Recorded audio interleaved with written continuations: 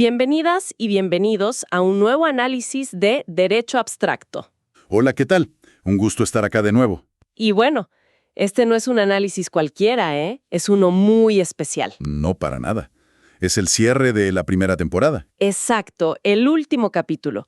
Y antes que nada, de verdad, queríamos darles las gracias por habernos acompañado en todo este recorrido. Muchísimas gracias. Ha sido un placer increíble compartir estas charlas. Y justamente por ser el cierre, creo que este es quizá el capítulo más importante. Coincido totalmente. Es el que conecta todo lo que exploramos sobre Roma, todo ese mundo antiguo, directamente con nuestro presente, acá en Argentina. Sí.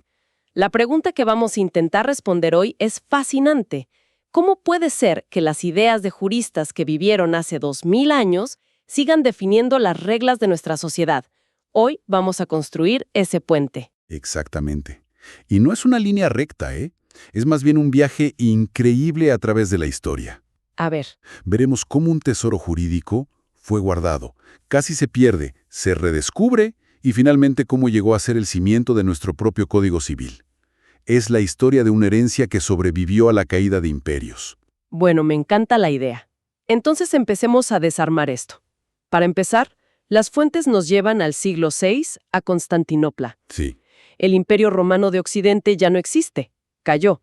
Pero en Oriente, el emperador Justiniano tiene un plan monumental. un plan total. Justiniano tenía como tres grandes metas, ¿no? Quería reconquistar los territorios perdidos en Occidente, unificar la religión. Lo militar y lo religioso, ¿ok? Exacto. Y la tercera, que es la que nos importa hoy, era unificar todo el derecho romano. Había siglos de leyes, opiniones de juristas, a menudo contradictorias. Era un caos. Y manejaron, me imagino. Totalmente. Su solución fue una compilación masiva, una obra colosal, el Corpus Juris Civilis. Y acá es donde la cosa se pone muy interesante, porque no era un solo libro, ¿verdad? Para nada. Eran 4 partes, bien distintas, como una biblioteca entera. A ver, podemos detallarlas. Claro. Primero tenías el código, o códex, básicamente una colección de todas las leyes imperiales que estaban vigentes. Limpiaron todo lo viejo y contradictorio. Una especie de boletín oficial, pero curado y definitivo. Eso mismo. Después, las institutas. Que esto es genial, porque era, digamos, un manual para estudiantes de derecho. Un libro de texto. Sí, para que pudieran aprender los principios fundamentales de forma ordenada. Pensaba a futuro. No solo compila la ley, sino que crea el sistema para enseñarla. ¡Increíble! ¿Y la tercera parte? Las novelas. Que no tiene nada que ver con la literatura, claro. Claro. Las novelas eran simplemente las nuevas leyes. O sea, las que el propio Justiniano fue dictando después de publicar el código. Las actualizaciones del sistema, digamos. Ok, entiendo. El código, el manual, las actualizaciones.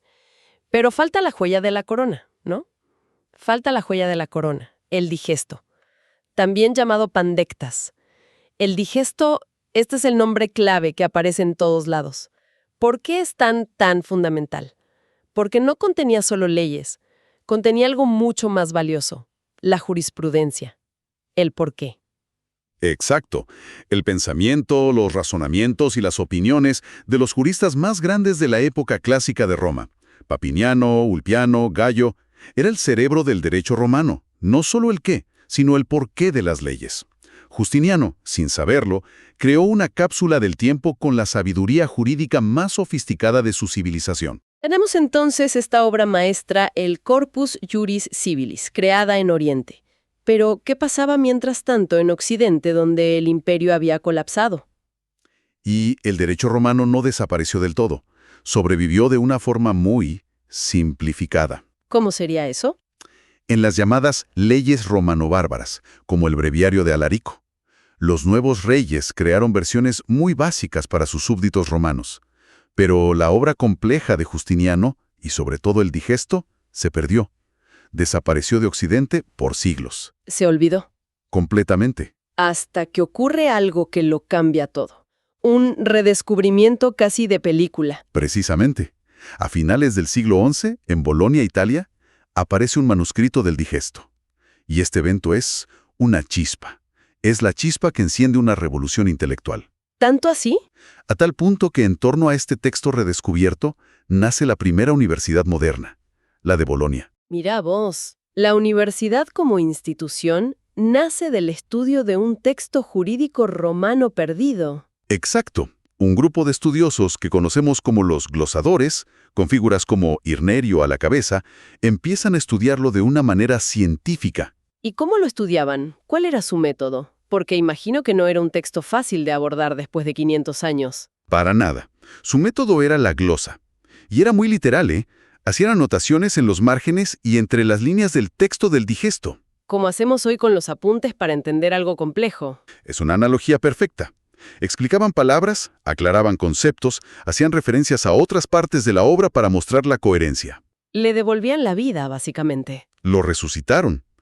Todo este esfuerzo de generaciones culminó en la gran glosa de Accurcio, que reunió todo ese trabajo. Lo hicieron comprensible y útil de nuevo. Ok, entonces el derecho romano vuelve a la vida en las universidades italianas. Ahora, ¿cómo cruza los Alpes y, bueno, eventualmente el Atlántico para llegar a Argentina? El siguiente gran paso es la era de la codificación. Siglos después, con la Ilustración, surge la idea de crear códigos legales claros y racionales para cada nación. Claro, terminar con el caos de leyes locales. Exacto. Y el más influyente de todos fue, sin dudas, el Código Civil francés de 1804. El Código de Napoleón. El mismo. Y lo fascinante es que los redactores de ese código se basaron fundamentalmente en el derecho romano que habían resucitado los glosadores, sobre todo para la parte de obligaciones y contratos. Ah, ahí está el puente hacia Europa. Pero nos falta el destino final, la conexión con Argentina. La conexión final la establece una persona, Dalmacio Vélez Sarsfield, nuestro codificador. Exacto. Cuando le encargan la tarea de redactar el Código Civil argentino, que entraría en vigencia en 1871, él no se limita a mirar el derecho español, o solo el Código francés. Él va directo a la fuente original. Y acá viene el dato que creo lo une todo de una forma que es innegable. ¿Qué tan directa fue esa conexión? Fue increíblemente directa. En las notas de su proyecto de Código Civil, que son famosas, Vélez Sarsfield cita el Corpus Juris Civilis de Justiniano. A ver. Más de 1.300 veces. ¿1.300? Más de 1.300 veces. Es una locura. No es una inspiración, es un diálogo directo. Totalmente. Usó el trabajo de los romanos como una de sus fuentes primarias, junto con los intérpretes modernos como Savigny o el propio Código de Napoleón. Construyó nuestro sistema legal sobre cimientos que tenían más de 1000 años de antigüedad.